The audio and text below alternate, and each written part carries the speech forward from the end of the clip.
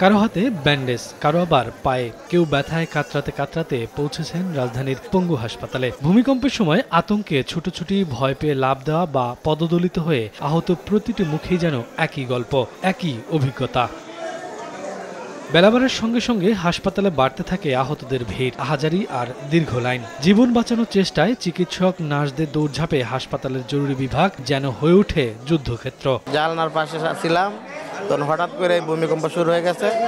আমার বাচ্চা, আমার ওয়াইফ নিচে ছিল, আমি ওদেরকে সাবধান করতে গেছি, তারপরে নিচে পড়ে গেছি। 5.7 মাত্রার ভূমিকম্প যতটা না ঝাঁকুনি দিয়ে ধ্বংস করেছে, তার চেয়ে মানুষের মধ্যে সৃষ্টি করেছে আতঙ্ক, যার ফলে জীবন বাঁচাতে নিরাপদ স্থানে ছুটতে গিয়েই আহত হয়েছেন বেশিরভাগ। পড়ে যে প্যারালাইজড হয়ে গেছে, হাত পায়ে, মাথা কেটে গেছে, হাত ভেঙে গেছে। ছুটাছুটি করতেছে, মানুষের ভিড়ে নিচে পড়া, পাওয়ার নিচে পড়ে গেছে। হাসপাতাল কর্তৃপক্ষ জানায়, বেলা বাড়ার সঙ্গে সঙ্গে আসতে থাকে রাজধানীর বাইরের রোগীও। শুক্রবার রাত 10টা পর্যন্ত পঙ্গুতেই চিকিৎসা নিয়েছেন 120 জন, ভর্তি 19 জন।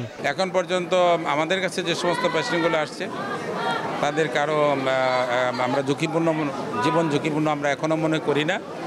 তবে কি আরও সময় গেলে হয়তো আরও আমরা তোমাদের কাছে পুরোপুরি তথ্য আসলে আমরা সেটি আপনাদেরকে জানাতে পারবো। চিকিৎসা পদ্ধতি বা চিকিৎসাগত দিক থেকে ইনশাল্লাহ আমরা আশা করতেছি যে এখানে কোনো অসুবিধা হবে না। শুধু পঙ্গু হাসপাতালই নয়, এমন চিত্র দেশের বিভিন্ন হাসপাতালেরও। ভূমিকম্প শুধু মানুষের মধ্যে আতঙ্কই সৃষ্টি করেনি, পরিস্থিতি মোকাবেলায় হাসপাতালগুলোর জন্য দিয়েছে সতর্কবার্তা। শফিকুজ্জামান রুবেল, সময় সংবাদ, ঢাকা।